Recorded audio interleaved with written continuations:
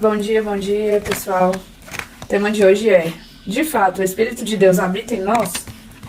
Exercitar o Espírito é crucial na vida de um cristão. Uma das melhores maneiras de exercitar o Espírito é invocar o Senhor. Ó Senhor Jesus! Às vezes é necessário invocar o Senhor por 1 minuto, outras vezes por vários minutos. Mas visto que aprendemos a maneira de liberar o Espírito, encontramos o caminho das pedras, encontramos o segredo. Conseguimos levantar voo e vencer a lei da gravidade que nos faz cair. Muitos irmãos, porém, até hoje nunca decolaram. Alguns estão na igreja por anos e não decolaram ainda. Eles precisam decolar uma primeira vez. Depois disso, terão a experiência de ser como uma águia no ar e vão querer ficar sempre no ar. Querem a pousar, logo buscam voltar a voar, pois já aprenderam o segredo. Hoje temos a da vida, então não temos mais de tentar cumprir a lei por esforço natural. No Novo Testamento, a lei de Deus é muito mais exigente. No capítulo 5 de Mateus, o Senhor Jesus elevou o padrão da lei. Então, o preceito da lei tem de ser cumprido.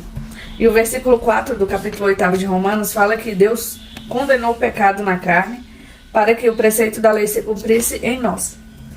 Mas há um requisito para isso: não andar segundo a carne, mas segundo o Espírito.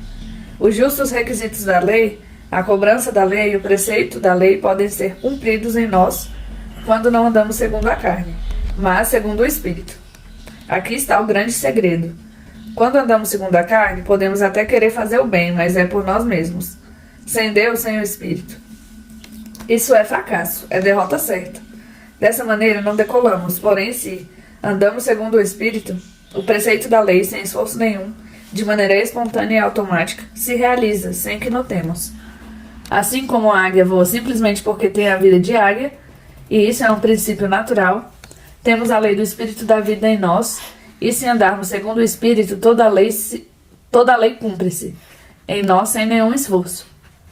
Além de invocar o nome do Senhor, podemos exercitar o Espírito ao ler a palavra, pregar o Evangelho, orar, servir aos irmãos, profetizar, falar da palavra e nos envolver em todas as coisas práticas que Deus nos deu.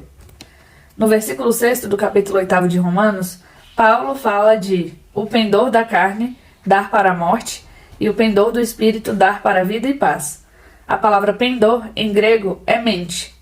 Quando colocamos a mente na carne, o resultado é morte. Mas quando colocamos a mente no Espírito e pensamos nas coisas do Espírito, o resultado é vida e paz. Porque não há mais conflito.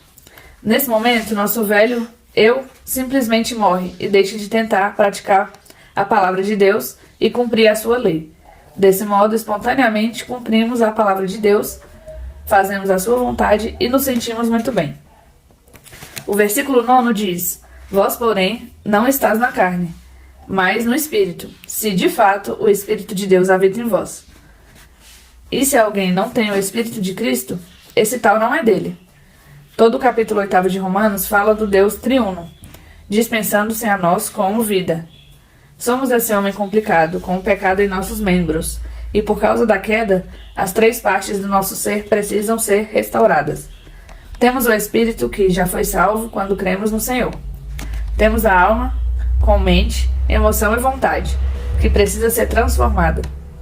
E temos o corpo corrompido, um corpo de humilhação que Deus quer glorificar. No capítulo 8 de Romanos, o trabalho de Deus está muito claro. Ele nos dá vida, nos salva e transforma de pecadores em filhos de Deus, para que com esses filhos possa formar o corpo de Cristo. Então esse capítulo 8 fala sobre o Pai, sobre o Filho e sobre o Espírito. Fala sobre vida e fala de nós como filhos. É interessante que só nesse capítulo temos os filhos nos 3 estágios: filho, téknon, o filho novo, recém-nascido e maturo.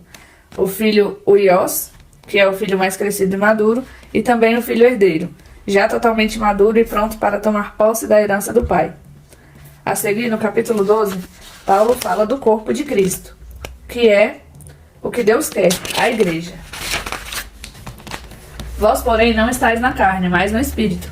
Porém, acrescenta uma condição: se de fato Deus habita em vós, o resultado de o Espírito habitar de fato em nós é que não estamos na carne, mas no Espírito.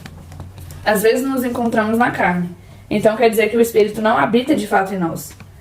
Em grego, o verbo habitar é oikeo, com a mesma raiz da palavra oikos, que quer dizer casa. Portanto, oikeo significa fixar residência ou fazer morada. Dizer que o Espírito de Deus habita em nós não é dizer apenas que ele entrou em nós, porém não tem acesso a todos os cômodos do nosso coração. Isso não é morar, não é habitar, é apenas visitar.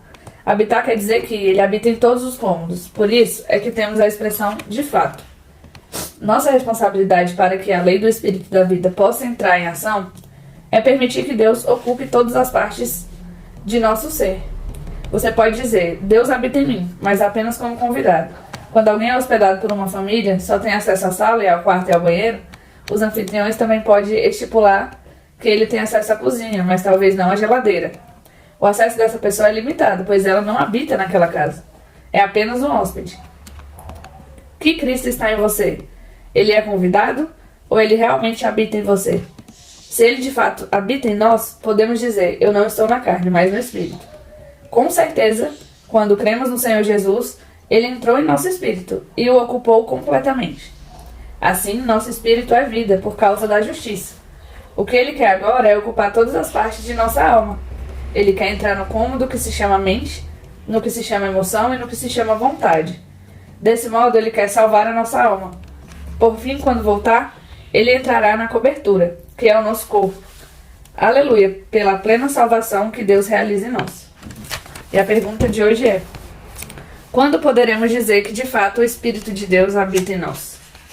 Como o texto disse, quando o Espírito de Deus habita em nós, a lei ela se cumpre sozinha. Isso é uma consequência de quando o Espírito já habita em nós. Nós não nos esforçamos para que ela seja cumprida. Se ele já habita em nós, ela se cumpre sozinha. Isso, o Espírito de Deus, ele domina as nossas vontades e as nossas emoções, então se torna algo natural. Igual o voo da águia, né? Que ele deu exemplo aqui. A leitura bíblica hoje é em Mateus 5, do 20 ao 32. Porque eu afirmo que se a justiça de vocês não exceder em muito a dos escribas e fariseus, jamais entrarão no reino dos céus. Vocês ouvirão o que foi dito aos antigos, não mate. E ainda, quem matar estará sujeito a julgamento. Eu, porém, lhes digo que todo aquele que se irá contra o seu irmão estará sujeito a julgamento.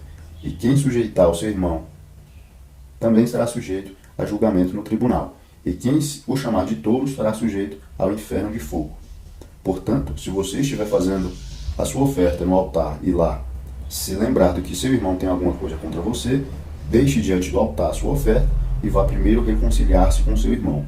E então volte e faça a sua oferta. Entre em acordo sem demora com o seu adversário, enquanto você está com ele a caminho, para que o adversário não entregue você ao juiz, o juiz entregue você ao oficial de justiça e você não seja jogado na prisão. Em verdade vos digo que você não sairá dali enquanto não pagar o último centavo. Vocês ouviram o que foi dito: não cometa adultério. Eu, porém, lhes digo: todo o que olhar para uma mulher com intenção impura já cometeu adultério com ela no seu coração. E se seu olho direito leva você a tropeçar, arranque-o e jogue-o fora, pois é preferível que você perca uma parte do seu corpo do que ter o seu corpo inteiro lançado ao inferno. E se ainda sua mão direita te levar a tropeçar, corte-a e jogue-a fora, pois é preferível que você perca uma parte do seu corpo do que o corpo inteiro ir para o inferno. Também foi dito: aquele que repudiar sua mulher deve dar-lhe uma carta de divórcio. Eu, porém, lhes digo: quem repudiar sua mulher, exceto em caso de relações sexuais ilícitas, a expõe a se tornar adúltera, e aquele que casar com a repudiada comete adultério. É forte. Agora vamos ler Romanos 8, capítulo 6. Pois a inclinação da carne é morte, mas a do espírito é vida e paz. Romanos capítulo 8, versículo 10. Se porém Cristo está em vocês, o corpo na verdade está morto por causa do pecado, mas o espírito é vida por causa da justiça. Agora Romanos capítulo 8, versículo 14. Pois todos que estão guiados pelo Espírito de Deus são filhos de Deus. Amém. Romanos 8, 16 e 17. O próprio Espírito confirma ao nosso espírito que somos filhos de Deus. E se somos filhos, somos também herdeiros, herdeiros de Deus e co-herdeiros de Cristo. E se com ele sofremos, para que também sejamos modificados. Amém. A leitura de hoje para orar é o livro de Romanos, capítulo 8, versículos 3 e 4. Com efeito, condenou Deus na carne o pecado, a fim de que o preceito da lei se cumprisse em nós, que não andamos segundo a carne, mas segundo o Espírito. Então, na palavra de hoje, nós aprendemos como que nós podemos fazer para que o Espírito de Deus habite em nós, para saber se o Espírito de Deus realmente habita em nós. Então, parece algo difícil, né? Você ouvindo falar assim a primeira vez, como que se faz, mas, na verdade, já foi dado aqui um passo a passo, para que nós possamos invocar o nome do Senhor. E essa é a maneira mais fácil de fazer isso, né?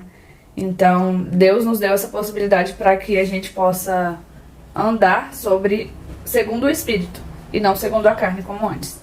Então, que vocês possam orar, meditando nessa palavra, que vocês possam exercitar também o Espírito de vocês, para que, quando vocês menos perceberem, já estiverem andando segundo o Espírito, e não segundo a carne.